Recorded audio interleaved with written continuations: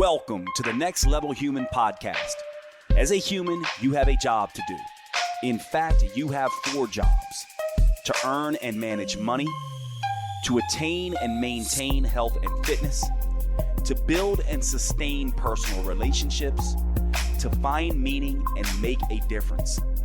None of these jobs are taught in school, and that is what this podcast is designed to do. To educate us all on living our most fulfilled lives through the mastery of these 4 jobs. I'm your host, Dr. Jade Teta, and I believe we are here living this life for 3 reasons and 3 reasons only: to learn, to teach, and to love. In this podcast, I will be learning, teaching, and loving right along with you. I'm grateful to have your company. Here's to our next level.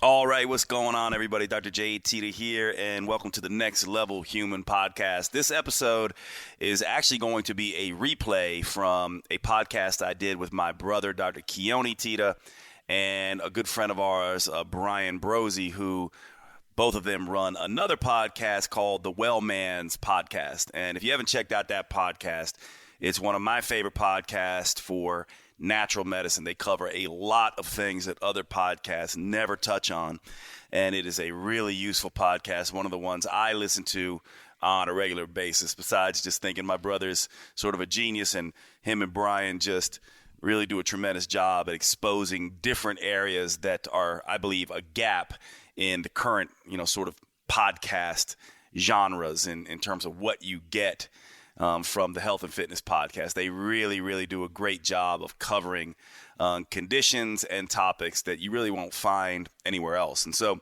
what I did is I reached out to Brian and basically said, hey, man, I'm getting a lot of questions about coffee lately. It's just funny how it goes. Like, certain questions come up certain times of the month. I don't know. Maybe we're all sitting at home drinking a lot of coffee right now. And I remember the 3 of us, me, Keone, and Brian, did an episode on coffee for the Well Man's Podcast. I said, do you mind if I share that particular podcast rather than me doing it over again? And it's just I think, better discussion with the 3 of us. And so, of course, Brian was like, yeah, absolutely. And so that's what you're going to get today. You're going to get a replay podcast. This is an episode from the Well Man Podcast with my brother Keone and Brian. And I hope you enjoy it, and I hope you'll go check out the Well Man Podcast, and I will see you at the next episode. Please enjoy. We're talking about coffee today. So anyway, Jade is the one who has influenced me with getting me into drinking coffee. I don't know if that's a good thing or bad thing. We'll find. For you, it might be a bad thing, as we'll discuss. Right. When I first got introduced to it, I almost killed myself with it, but we'll talk about that in a second. Anyway, welcome, Jade. Brian and I are thrilled to have you on again. We always have people are clicking away on our podcast when we have you on. So thanks again for being on. I love you boys. All right. Well, thank you. I guess my first question is all right. So I'm not really sure yet. Is coffee good for you or bad for you? It's a good question. I'm not entirely sure yet either, although the research is probably leaning pretty heavily that way. In particular with certain areas like cognitive issues. Definitely it's starting to look like coffee is really useful for things like Alzheimer's. Certainly with diabetes, it looks like coffee is very useful for that as well. So I would say, I don't know, 60, 40, 70, 30, yes for coffee at this point. And the reason why probably all of us hem and haw on this is because, as Keone and Brian know, research is tricky. And you have to kind of look at it. It's an emerging process. So we can't always say for sure what is what. And as we get into this, we'll also see why coffee can be a little bit confusing, because think about it. There's different bean types. There's different roasting approaches. There's different brewing methods. And there's different things we add into our coffee. And then there's different things that we do along with drinking coffee, like coffee and smoking go hand in hand. And so all of these things are difficult to tease out when it comes to coffee, and research has to sort of parse this together. And I think one of the reasons why it's a little bit confusing maybe is because almost all of the research on coffee that says it is good for you or bad for you comes from population studies that just try to go, all right, these people are, smokers and drink coffee, or coffee is associated with low liver cancer rates, but maybe those same people are eating better, or those kinds of things. So there's other confounding factors when you look at population studies like that. And then there's not a whole lot of stuff that says, let's take Keone, Brian, and Jade. Let's give, Keone 2 cups of coffee a day, Jade 4 cups of coffee a day, and Brian no cups of coffee. And let's follow them over a period of time and see how their blood labs change or how they get healthier or unhealthy. And those are the kind of studies that we really need. And there's not a lot of those with coffee. Right. So I was looking at some of the studies, and, it does definitely seem to be very good for diabetes. The other thing is coffee also is the main source of antioxidants. It seems to be in the American diet. It's packed full of antioxidants. But when I read some of the research, it's saying, well, to get there to have a decrease in diabetes, dementia and stuff. I mean, we're talking about 6 to 12 cups a day. I mean, that now if I did that, I'd be dead So that's a lot. That's a lot. And I don't know if that's necessarily a good thing. Yeah. And typically, go ahead. Yeah, typically those numbers come from standard drip coffee, but you can increase the amount of chlorogenic acid in coffee by the way you prep it. So you'll see different things where they're just like for example, in Europe, they drink a lot of espresso. So for them, 6 shots of espresso for an American is like some Americans put that in their first morning cup of coffee or Americano at Starbucks. And so that's why it gets tricky with coffee. But to your point, it's not 1 cup of coffee typically. It's typically the lowest number I've seen is like 3 cups per day starting to show benefits. So that's interesting. But again, that's based on population studies. And of course we can't negate the fact that, for some of us like me, I just wake up and love coffee and it's part of my morning routine and it makes me happy and it makes me feel like I function better. So as an individual, doing away with coffee, even if someone probably told me like it's going to, shorten your life by 5 years, I don't know that I would because I love it so much. So there's many different ways to think about this, but we can get into the different, stuff in terms of what's in coffee and why and the different prep methods and things like that might explain some of this confusion, because it is somewhat confusing when it comes to coffee and amounts and things like that. Right. Well, it's just interesting to me. Like if I had to define coffee just based on how my experience with it as a food or as a medicine, I think I would tend to define it more as a medicine based on what it does. Like I now enjoy a cup of coffee in the morning. I really can't do more than 1 cup.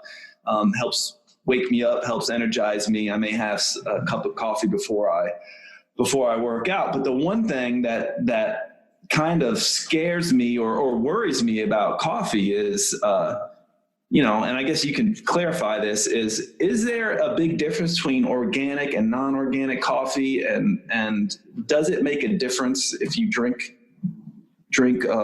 organic versus non-organic as far as health benefits? Yeah. Well, I have, as you know, along with you guys, I have a very strong bias towards anything organic, of course. I mean, that's kind of the world that we live in. And I would say that coffee is one of the most heavily sprayed crops on the planet. So there's an awful lot that goes into that. And I tried to tease this out in looking at the research on this. And it's really interesting because a lot of these compounds, a lot of the pesticides and things like that are kind of volatile, meaning that they with heat, they kind of dissipate. So a lot of them are sort of dissipated in the roasting process. They also are usually fat soluble. And so filtered coffee has a lot less of these things. So I would say absolutely we should try to avoid these, chemicals of industry as much as possible. And to do that with coffee, step 1 would be get organic coffee if possible. Absolutely, I would say that's part of it. Number two, a good quality roast that's, probably in the medium roast range to dissipate some of these things, and then using filtered coffee versus boiled coffee or French press and things like that will all decrease, the pesticide levels in your coffee. I don't know of any studies, and I'm wondering if either of you do, and I've looked for them. I don't know of any studies that have compared directly organic coffee with inorganic coffee and looked at the health benefits. I do know this, though. All the studies showing benefits of coffee, they're not controlling for usually. So most of it is probably inorganic coffee, and it's still showing a pretty big benefit. So I think even with coffee and having some pesticides in it, even if you're getting, Dunkin' Donuts or, McDonald's coffee, I don't know if they're organic or not, you're still having a lot of the benefits. It's kind of like if you eat broccoli, which is very, very healthy, and it's sprayed with pesticides, that's still a lot better than going and getting an organic cookie, right? And so from that perspective, coffee is, I would say, absolutely we want to avoid these things, but what we probably know is that you're getting benefit from coffee regardless, if that makes sense. But I'd be interested to hear your sort of opinion on that. But that seems to be the consensus. And again, it comes back to the research not really being done in, placebo-controlled studies comparing one to the other and just trying to tease it out through population studies. But that would be my take on it, Well, a lot of we see some negative health consequences, not so much with the population, or from what I understand, not so much with the coffee drinking population. I think the barometer is moving towards the beneficial effects of coffee from what I understand. But as a agricultural worker working in coffee fields and working in where they do a whole lot of spraying, we definitely see negative health consequences of the spraying of these crops in that population. And then some people take that information and then transfer it. Well, we shouldn't be drinking coffee because of that and that. But like you said, there is processing that goes into it. And, some of that stuff is dissipated, and then some of that stuff our body, I think can handle. The other thing is how many people all over the world drink coffee? So if coffee was a big issue, wouldn't we start seeing problems like we do with cigarette smoking with coffee? That's my thing. I think we have still a lot more study to do, but I just, as many people that drink it all over the world and as many people that drink non-organic coffee, are we blowing it out of proportion to saying that it's a really big source of, herbicides, pesticides, and that type of thing? Yeah, I think we might be, and I think that you're still, like you said, you're still getting the benefits, and I think it also is just sort of knowing, if my understanding is correct, organochlorines, organophosphates, these are the ones that they are essentially spraying on these crops, the big ones. These are the ones that are sort of relatively volatile and will basically bleed off essentially when you heat them up. And then also just knowing the symptoms of those. Like, for example, I know for a while there, before I diagnosed myself with thyroid issues, I was having twitches and cramping all the time and all this kind of stuff. And I was going around looking at different things that could be the cause of this. And organophosphate pesticides were one of the big things that I saw was an issue. And I was like, I'm wondering if it's from the coffee that I'm, drinking at that time. And so, it's very simple, I think, for us to figure this out, because those listening to this are probably just like, okay, I hate when we get in discussions about maybe not, this and that. And that's when I think it comes to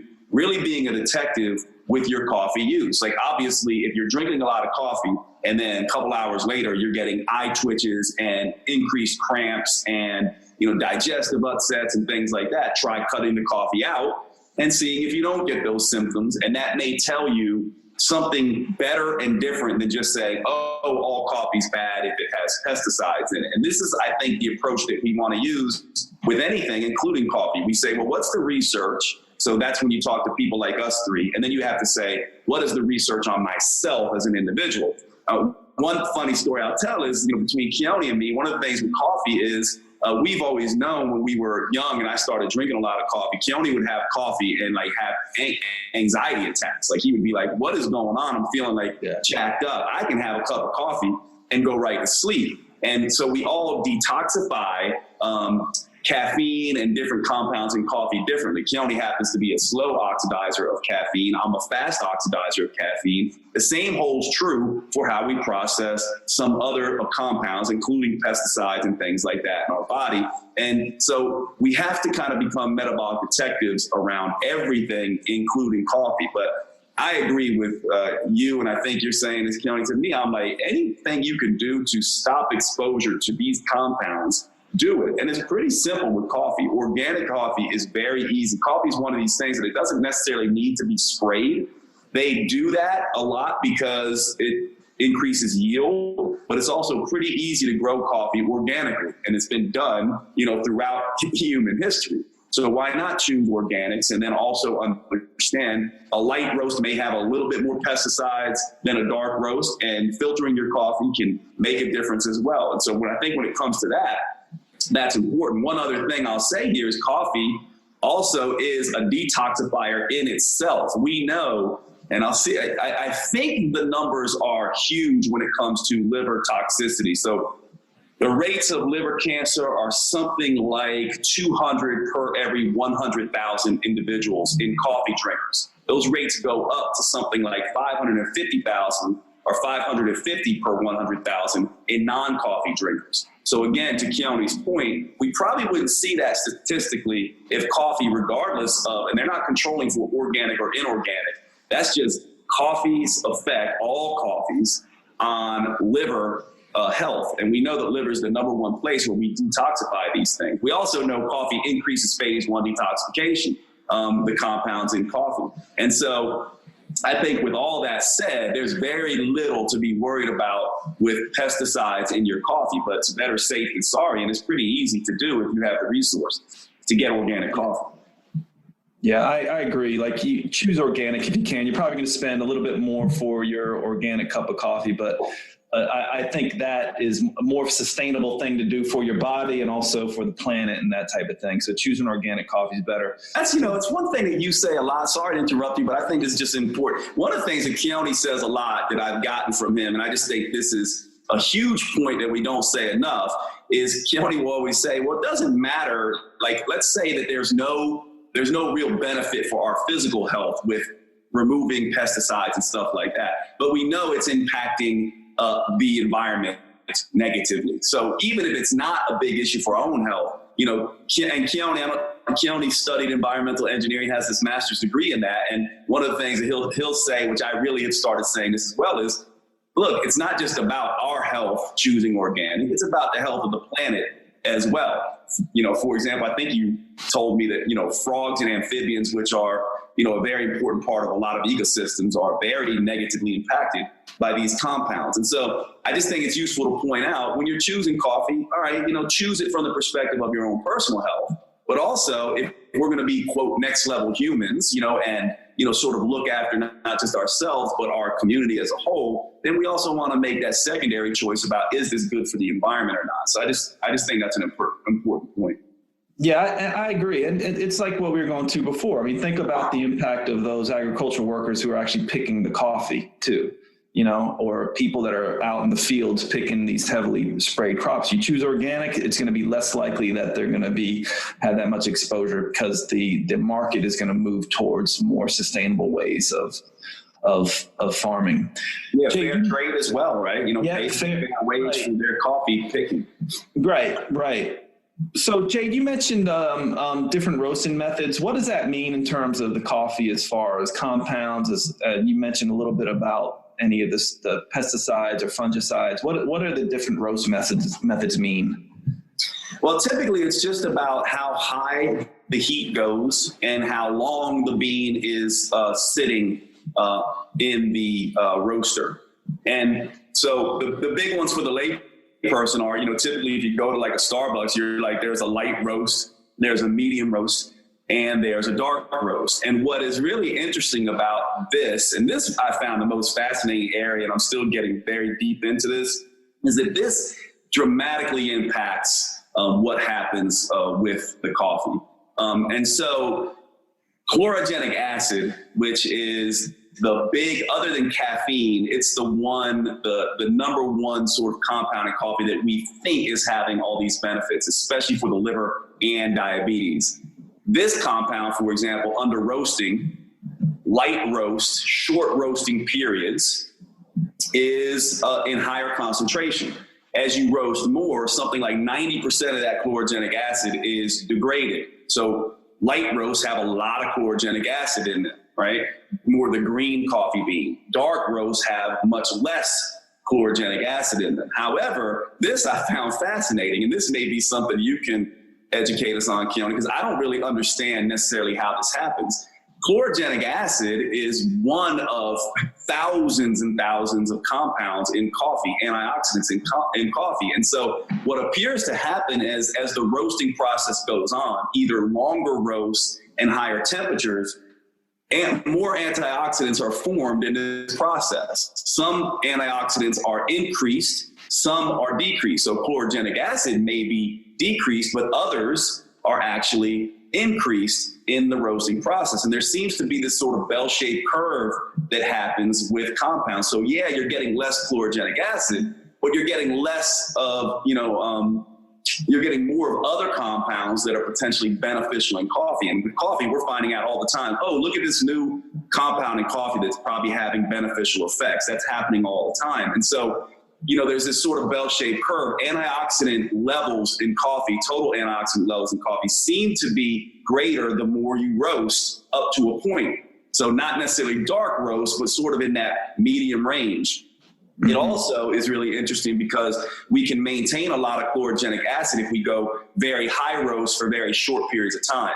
So it seems like maybe the timing that how long these beans are sitting in the oven essentially has a lot to do with chlorogenic acid. And so you want to be aware of this. What I've come away with so far, which may or may not be correct, I'm looking at this and, trying to see, but what it looks like is happening is that you want a wide diversity of antioxidants. You definitely want as much chlorogenic acid as you can get in this coffee. Caffeine seems to be pretty stable. As a matter of fact, the longer you roast, the more caffeine goes up. So chlorogenic acid goes down by 90% in a dark roast, but caffeine goes up by 30% in a dark roast. So if you're someone that wants more caffeine and you're getting ready to go to the workout, you want a big pump, then you want to go dark roast. If you're someone who's wanting, sort of diabetes help and you're doing it for the diabetic, sort of blood sugar regulation properties of coffee, you probably want a lighter roast. But if you want sort of the best of all worlds, we're probably talking about a medium roast. And so that's where right now I am. And not only that, the grind also determines a lot, how, people who love coffee, they'll do a fine grind or a sort of coarse grind.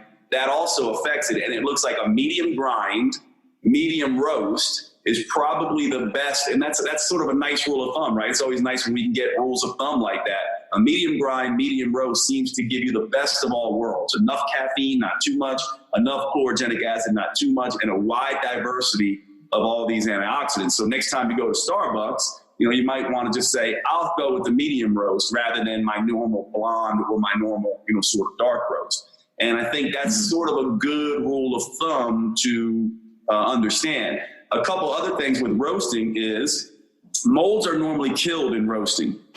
The other thing is if you're someone who's worried about, and here's the interesting thing about that I found interesting, because a lot of people will say, with bulletproof coffee is very popular. So a lot of people will say, you can taste the mold in coffee. It has this sort of astringent sort of taste in coffee.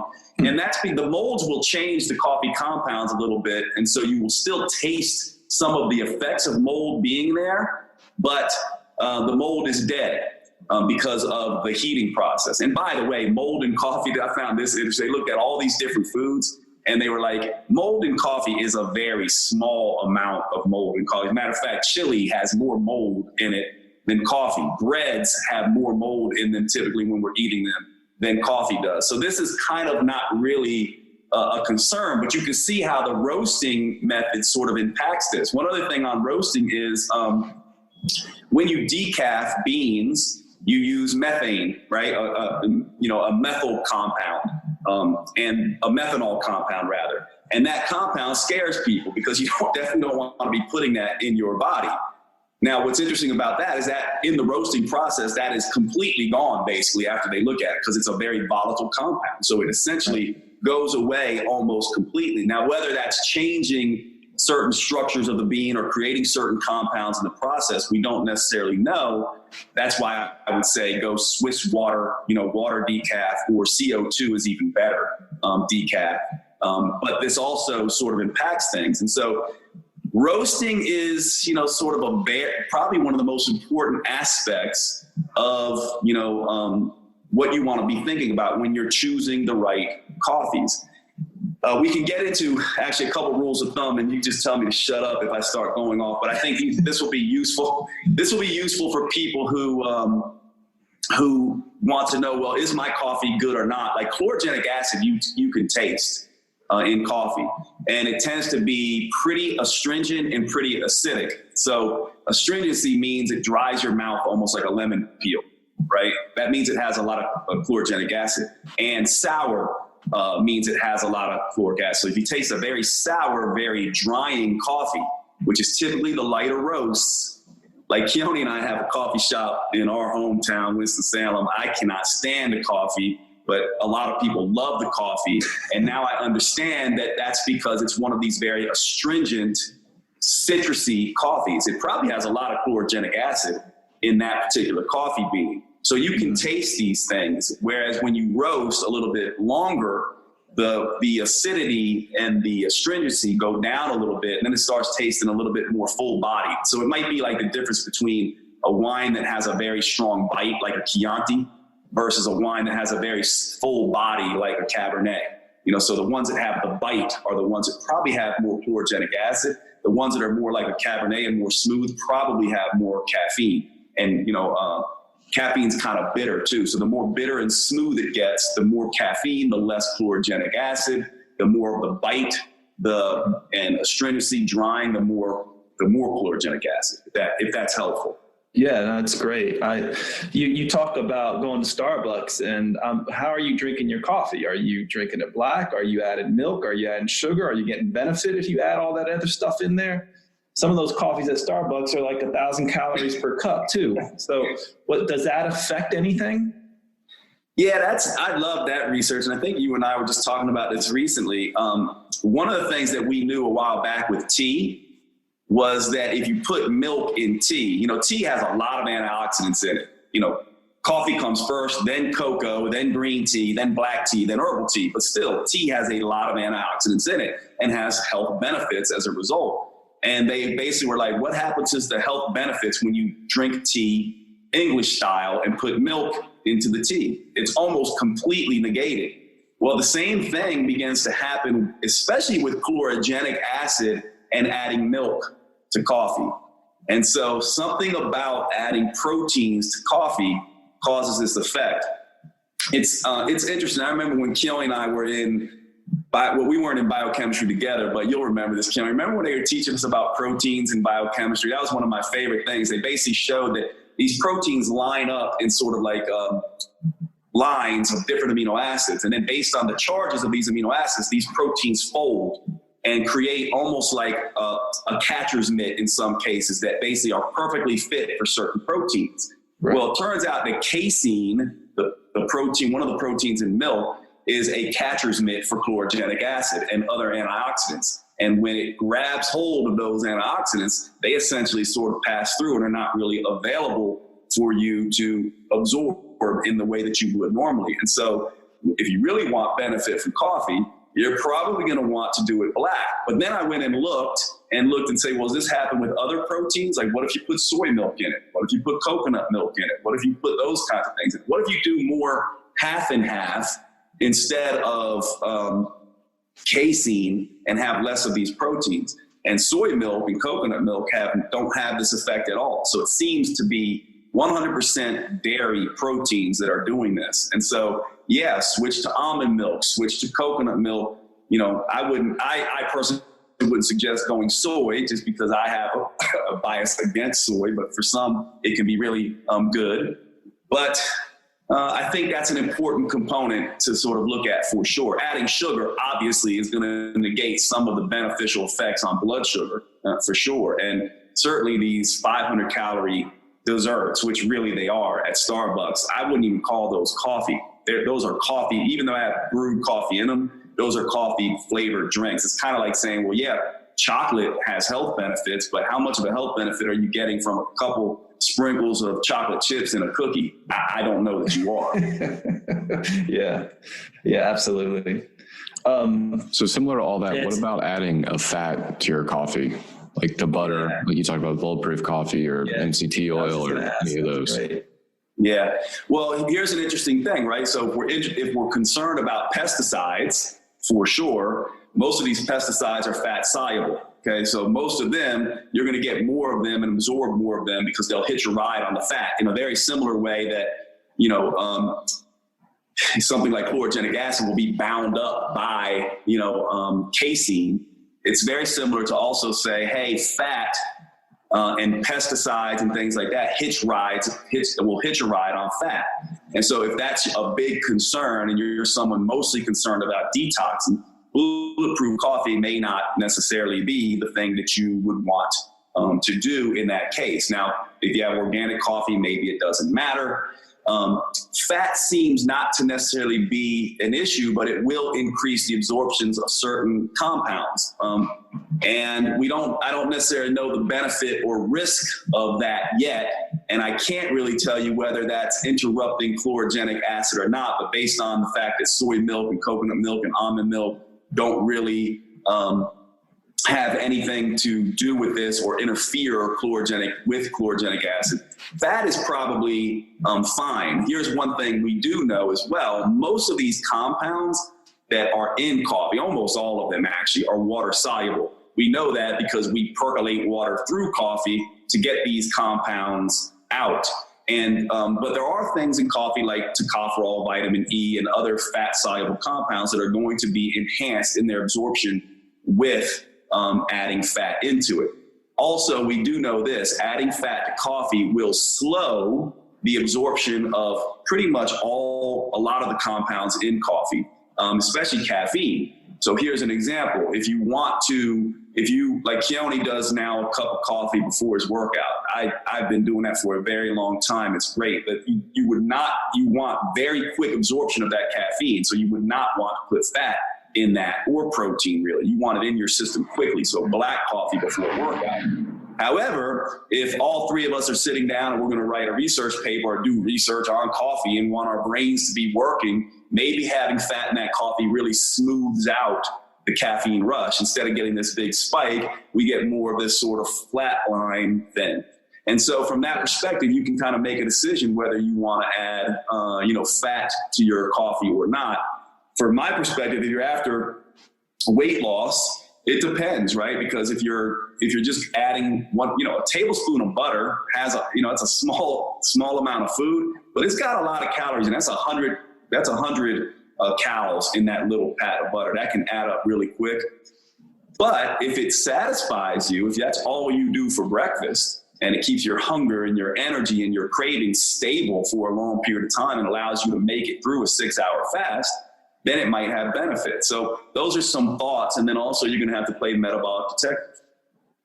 Yeah. Now you mentioned something there about the fast, and Keone, we did a podcast, I don't know, a week or two ago about fasting. Is having the coffee and the butter breaking the fast, or is that not considered breaking the fast? Well, I would be interested in Keone's take on this. So I'll go first and then let Keone go. From my perspective, if you look at the research, what they usually show is that if you can keep your calories like probably under 300 calories, 300 calories or so for breakfast, you're probably getting a lot of the benefits of fasting. One of the benefits of fasting is not overloading the mitochondria with a bunch of carbon sources, like a bunch of acetyl-CoA coming from sugar and a bunch of acetyl-CoA coming from fat. The mitochondria like to run one of these pathways only, and it likes to do it in, with small amounts. For example, one study I looked at basically showed that the mitochondria functioned much better with small, frequent meals rather than big, huge 3 meals. So like doing 6 smaller meals at 300 calories versus doing 3 bigger meals at 600 calories, the mitochondria do better. And so this is a guess on my part, but a lot of the benefits of fasting can be had by potentially adding fat in. if it keeps you from binging later. Because when most people fast, if they go completely cold turkey with no calories, yeah, they might make it at 3 o'clock and have 0 calories. But we now live in a world where you can consume 4,000 to 5,000 calories in one sitting.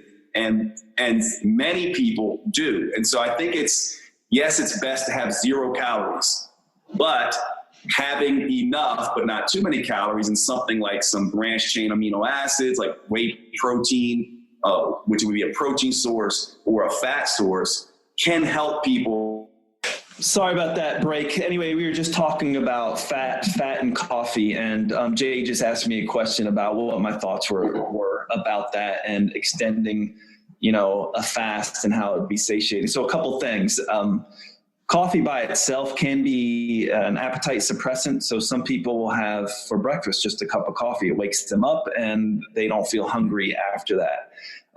Like Jade was saying, if you add some fat into that coffee, you're also adding calories, but that may be able to satiate you longer. So at the end of the day or in the week, you may be able to, extend your fast. Also, we also know that if you are already coming to the end of a fast, that you are probably, relative to burning sugar, you're burning a higher percentage of fat, producing ketones and that type of thing. So adding fat may extend that a little bit longer.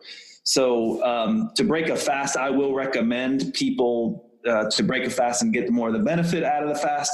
Brian and I were talking about last time to, have like a ketogenic type meal. And for some people that may look like fat in their coffee to help extend it a little bit. But really, I think coffee by itself can suppress the appetite. So for the specific program you and Mary kind of designed, is if I were to have coffee with butter during my fast, is that me breaking my fast for that program? I would consider that breaking the fast. Okay. Because to me, I consider a fast anything that's without calories. So that's why I like unsweetened drinks. Lots of fluid, but they're unsweetened and without any calories. But I do think if you want a small meal or something to continue the kind of the ketogenic burn or to get more benefit from your fast, maybe adding fat to the coffee can help that, and as a small meal, a way to break the fast. Yeah, I like what Jade said about. Basically, I'm one of those people when I fast, the smell of Five Guys starts making me wheezy and I'm ready to attack it. So, right. So having a small, whether it be 150, 300 calorie little bit of coffee will help me prolong that much easier. So when you asked me on the podcast with Mary, have I fasted? And I could honestly tell you no, with no right. calories, but I've certainly gone longer periods and I haven't had that moment where I come back and feast myself if I'm putting that butter in my coffee and I'm having that throughout the morning and I'm making it easy right. till 3 or 4. Yeah. And a lot of the research on fasting too, if you look at, when you actually read it, you'll find that it actually has calories in those meals. Not most, but a lot of the research on fasting shows 500 calories or less per day. So it's not that they're, with a lot of these studies on fasting, they are giving some calories. So we do know they still have benefits. That's right. Interesting. And the other thing I'd recommend, somebody who's doing a fast and they're just having a miserable time getting through the fast, that may be a great way to help, having some fat in the coffee or whatever, just to help you get through it. I know for me, if I have a small little thing, like a little shot of black coffee, that makes fasting very, very easy for me. Very easy. It definitely suppresses my appetite. The other thing that's related to coffee, is cocoa powder.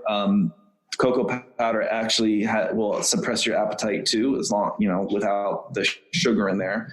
And correct me if I'm wrong, Jade, when we talk about caffeine content, when we compare a cup of coffee to cocoa to tea, coffee definitely has the most caffeine in it. Probably about 200 milligrams per cup. And then 200, 300 milligrams per, and that's another thing. Drip coffee, depending on how long the water's in contact with the beans, determines the caffeine concentration. So boiled coffee has more caffeine than, a mocha pot. I don't know if you guys know the mocha pots, those pots that they percolate, they put water in the bottom, put the coffee on top, heat it up, and it percolates through. That means the water's in connection with the bean longer. French press, long time of the bean in the water.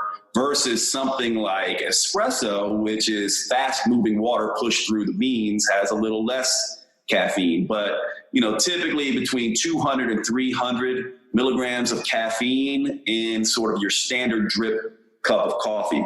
And filters don't seem to mess with that at all. But if you want a higher kick, then you're going to do a big pot of boiled coffee, or French press will have, sort of be on the upper range of that.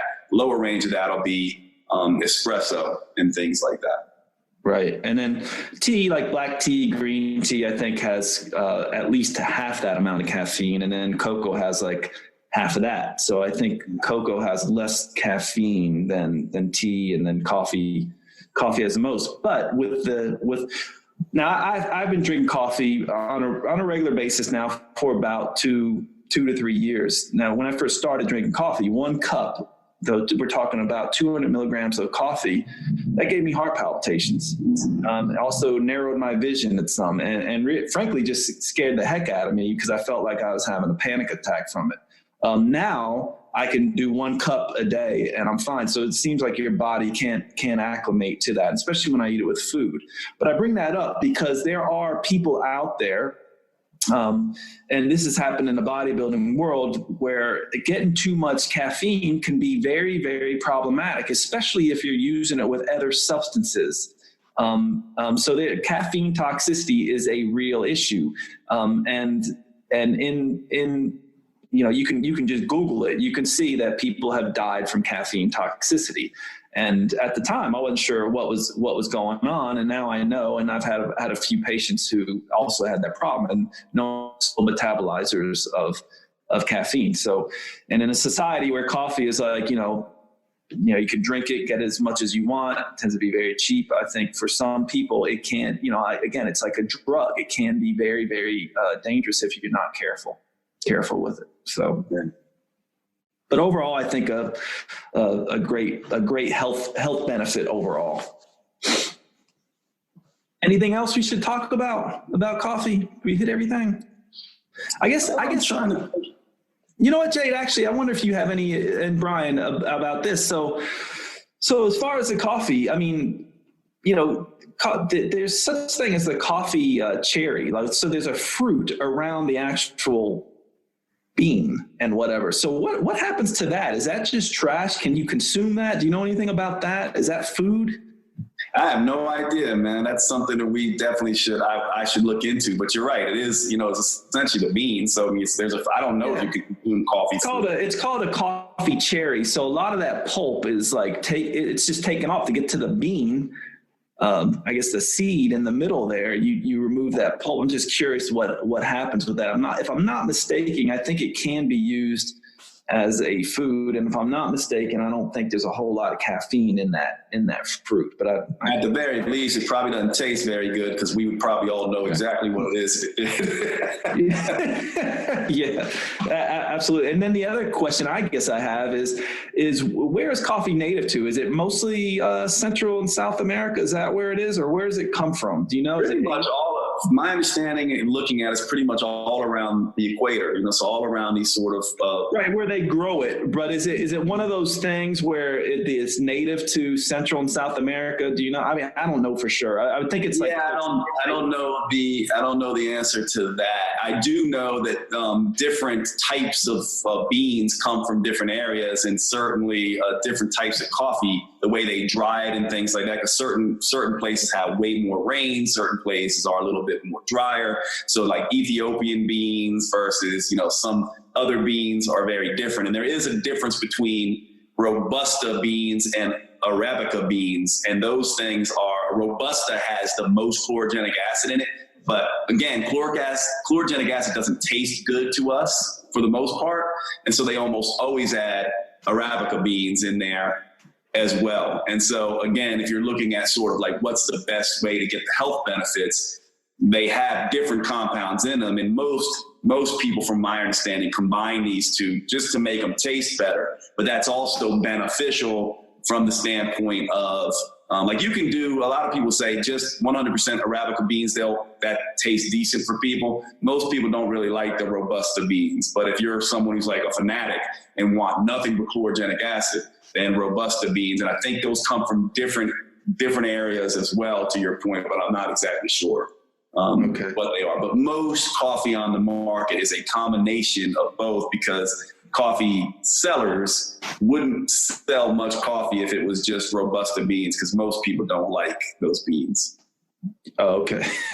So there's different types of beans that, and depending on the area where they're grown, could determine their name and also the content of the antioxidants in them and the chlorogenic acid in it and all that type of thing. Yeah. Anything else we should talk about coffee? I mean, that was a lot. For both of you, how often are you consuming it?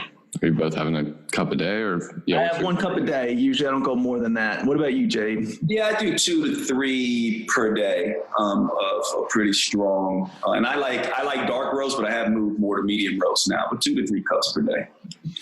Black. Yeah, just black. I don't put anything in it. And that took some time.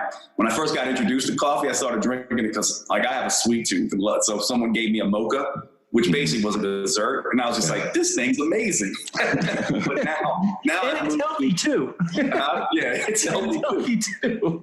It's like, it's funny. Coffee's sort of like wine and beer, right? I didn't like those. I didn't have an appreciation for those things at first, but now I drink so much coffee, I understand, this is more of a light roast, this is more of a dark roast, et cetera, but definitely black for me. I guess that sparked another question for me is, coffee seems to have some type of addictive tendency. And the reason why I say that is, for some people, if they drink a lot of coffee and then stop, they do seem to get some withdrawal, like headaches and stuff like that. I think if you feel dependent on coffee, it may be a cue to you that maybe you're drinking too much, or maybe you can go without. And that's the other thing, like with foods and anything, if you're dependent on it and always need your cup of coffee to get through your day, maybe you're getting too much in there. But anything about the addictive tendencies with coffee and anything like that you know of with the research in there? It is addictive, right? Would they define it as being an addiction? It's said it's mildly addictive with mild, they say mildly addictive with mild withdrawal symptoms. And so if you look in there, there's very little people who are like, get hooked on coffee like they do nicotine. But here's the interesting thing about this. So this actually is a good thing to discuss, because it's asked to me quite frequently, and I'm sure to you too, Keone. So I'm surprised we haven't covered it yet. Coffee is a performance enhancer. It's a brain performance enhancer, mostly. And so part of the way it works is it makes the receptors for certain things like adrenaline, more sensitive. And so, you're essentially, if your normal function is here and you start using a lot of caffeine, your function goes here in the brain. And then you take that away, and it's basically the way the body works is it kind of down regulates stuff. So then you go here, right? And so now your performance is worse than it was before you ever started using coffee. So people then go, well, I don't like the way that feels. Usually it takes someone getting sick and being in bed and not having to go to work to kind of get past that. The other question people ask me a lot is, this whole term, which I don't really like the term, but it's a useful descriptive term, I guess, adrenal fatigue. They're like, is coffee negatively impacting or causing adrenal issues and fatigue issues? And I would say that no, it's not doing that. And but I want to see what Keone's take is on this. It's more that what happens is when you get tired and need to rest, your body has natural biofeedback sensations that essentially say, all right, guys, it's time to take a breather, relax, go take a nap. You need to get more sleep. So it's more that we use it to push ourselves beyond what we need to do and to ignore our own biofeedback sensations that we start getting into trouble with fatigue and chronic fatigue and things like that with coffee. And so I think to Keone's point, like once you start seeing that you're using it as a crush to push yourself beyond what you normally would be able to do over a long point of time, that's when you're sort of getting in trouble. And I think one caveat there is adrenal fatigue is really brain fatigue. You know, the hypothalamus pituitary adrenal axis is really coming from the hypothalamus, and a lot of coffee can, you know, basically override the hypothalamus communication to basically say, relax, recover. And so I think that's part of just something that people want to be aware of. Coffee is best used as a performance enhancement aid when it's not used every single day all the time. It's kind of like using it sporadically enough to have a tolerance so you don't get into what Keone said, like you're going to run a sprint and, you know, you've been using coffee a lot. It's probably not going to have as great an impact as you want. But if you only use it, then you're probably going to get digestive upset and, you know, a bunch of other stuff that happens. So one of the things we used to do when I was, you know, in the bodybuilding world is we'd flip a coin. You know, on one day we take caffeine, heads. On the next day, tails, we would take no caffeine. That could keep you sort of in a place where you're sensitive to caffeine, but also used to caffeine. But those are just some things to talk about with performance enhancement and fatigue. Yeah. Yeah, I think when you feel like you can't get through your day without coffee, you should start questioning, you know, are you getting too much in there? And I also think for the brain enhancing effects, right?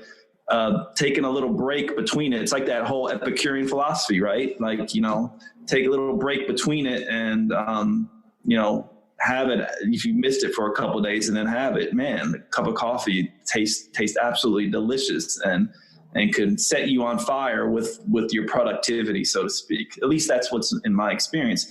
I just had a patient the other day who does 12 cups of coffee a day, you know? So what do I say to this particular person? Okay, well, it may, and it's black, maybe you're getting some benefit for reducing your risk of diabetes, but then they are also chronically tired and not able to sleep. So is coffee playing a role in that? It's all, you have to really individualize it and see. So like I said, at the beginning, I see coffee as not so much as a food. I see it more as a medicine. And as with a medicine, sometimes too much, it can be so-called toxic to you. And then, you know, you want to find that right amount that for you.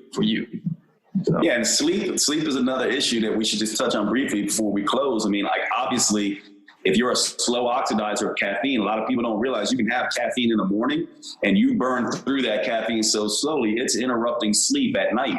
So for someone like me, who's a fast oxidizer, and Keone and I have done this testing, we are brothers, but genetically we're different. Keone's actually a slow oxidizer of caffeine and I'm a fast oxidizer of caffeine. So we've done this test. You can get this test online, by the way, if you want to know. So Keone having coffee in the morning could potentially interrupt his sleep at night. And he may be better off adding fat to his coffee to smooth that sort of caffeine out a little bit so he doesn't get this huge sort of spike and then this slow fall off, and makes it more balanced. For me, I can have coffee right before I go to bed and it doesn't seem to bother me. And you don't need to get the genetic test to understand this. Just know if you're having sleep issues and you're a heavy coffee user, you may be a slow oxidizer and you're going to have to find some other way to, have health benefits. There's a lot of other things with lots of antioxidants in them that don't have caffeine that you can potentially use, or have less caffeine. Like cocoa is one Keone taught me about that, I used for a while by itself, and it has a lot of the beneficial effects that coffee has in terms, I actually think better brain effects. Cocoa for me shuts down cravings. But anyway, that's sort of a whole other conversation. Right. And last thing, I mean, I guess I keep getting my brain sparked here with other things. I want to touch on this is I find coffee a great, it's one of those bitter compounds, especially if you drink it black. You hear many people, they have their cup of coffee in the morning, it gets their bowels moving, So, and I think that's great. And our society, we tend to be constipated. Sometimes those bitter compounds in coffee can really get the gut going. Maybe that in of it's by itself is why it kind of detoxifies and has that positive impact on the liver, because it definitely gets peristalsis going for some people. So having a cup of coffee to get your bowels going is probably a really good thing. And it's those bitter compounds that do it, right? Yeah, and I think, to that point on GI health, my understanding of coffee is the compound that it releases is GLP-1, and it also stimulates the gallbladder. So those bile salts, GLP-1 helps balance blood sugar. Those bile salts help to make a good, healthy, bacterial population in the gut. And to Keone's point, you also get increased motility and peristalsis to eliminate. And so, it's funny how as we keep talking, right, you're like, oh yeah, coffee does this too. It does a lot. I mean, it's a great health. I think one of the healthiest aspects of coffee is the positive effects on GI and liver health for sure. Right. If it's black and it's not, loaded down with a ton of dairy food and a ton of dairy compounds and sugar, right, which will have the opposite effects with the liver and the gut. Right. And that's why I call them cappuccino, those frappuccinos at Starbucks. I call them frappuccinos. Yeah, for some, you put a bunch of those in, it's not going to be a gentle effect. It could be the whole package. Yeah, sweeten it with some maltitol too. You'll exactly. have an exciting. You'll be spending the rest of the day on the toilet. Yeah. Anyway, I'm with you, Jade and Brian. I mean, the coffee, we do know from studies that coffee is probably the greatest source of antioxidants in at least the American diet. So in that respect alone, I consider it more of a health benefit, but it can be overdone. By the way, as a final thing, do you guys know which country drinks the most coffee? But do you think it's the United States, or do you have another country that you would guess? Who drinks the most coffee? I would say somewhere in Europe. It'd have to be somewhere in Europe. I mean, they drink coffee. Seems like they drink coffee all day, every day. I'd say Italy. Not what is it? It's Norway. From one study I looked at. So the Norwegians drink the hell out of some coffee. Okay. The United States is number 2.